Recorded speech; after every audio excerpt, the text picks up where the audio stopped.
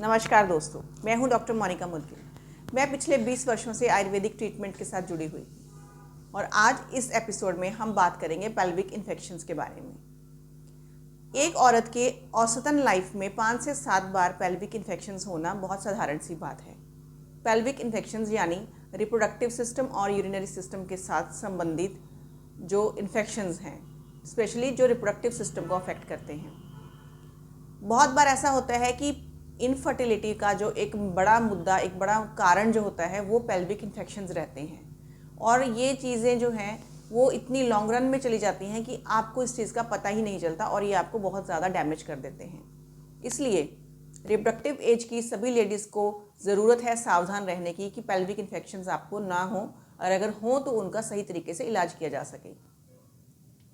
सबसे ज़्यादा pelvic infections होने की दर 24 वर्ष से 35 वर्ष की लेडीज़ में है। इस एज ग्रुप में इन्फेक्शंस 50 to 60% जो चांसेस हैं वो ज़्यादा हैं इस एज ग्रुप के लिए। तो क्या क्या सावधानियां हम बरत सकते हैं इसको प्रिवेंट करने के लिए?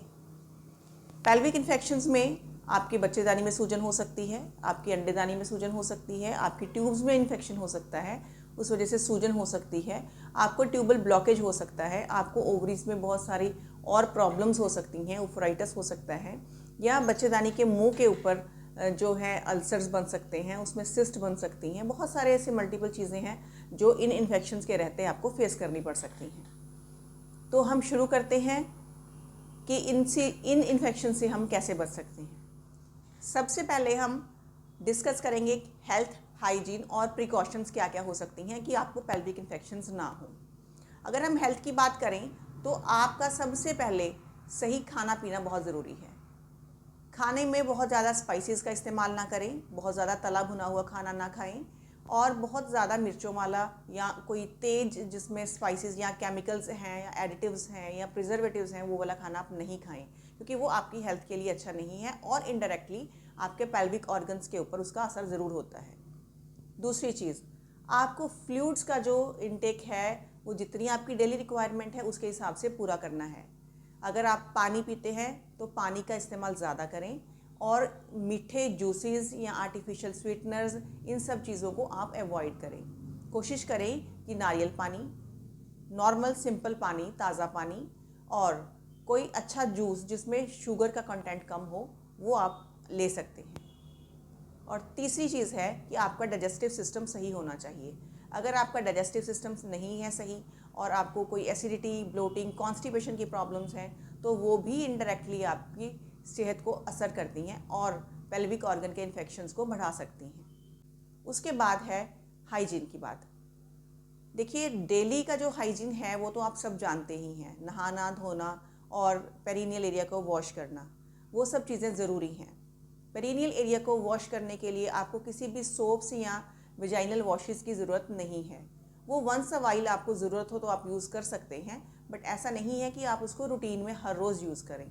उससे आपका जो नॉर्मल पीएच है वो डैमेज होता है, वो ख़राब होता है और आपको इन्फेक्शंस की जो टेंडेंसी है वो आपके लिए और ज़्यादा बढ़ जाती है।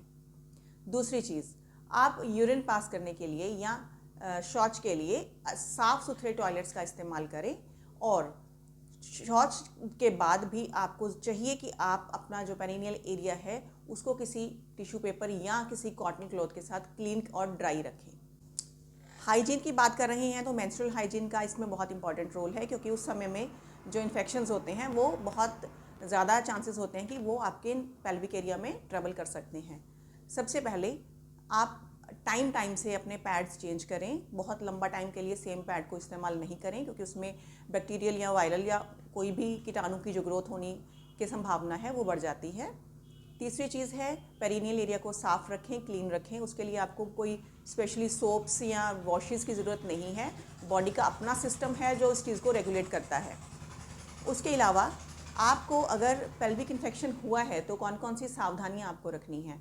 सबसे पहली चीज़, जब भी आपको पेल्विक इन्फेक्शंस होता है, आपको इचिंग होती है, खुजली खारिश होती है या कोई वेजाइनल डिस्चार्ज बढ़ता है, पेल्विक एरिया में कोई पेन होता है, कोई भी इस तरह का अगर लक्षण होता है तो अपने डॉक्टर को कंसल्ट करें और डॉक्टर द्वारा बताए हुए रिकमेंडेड ट्रीटमेंट को पूरा करें। अगर आप अपना ट्रीटमेंट कंप्लीट नहीं करते तो चांसेस हैं कि आपको ये इन्फेक्शंस रिकरेंट इन्फेक्शंस में कन्वर्ट हो जाएंगे और वो रिकरेंट इन्फेक्शंस आपको बहुत ज़्यादा नुकसान कर सकते हैं।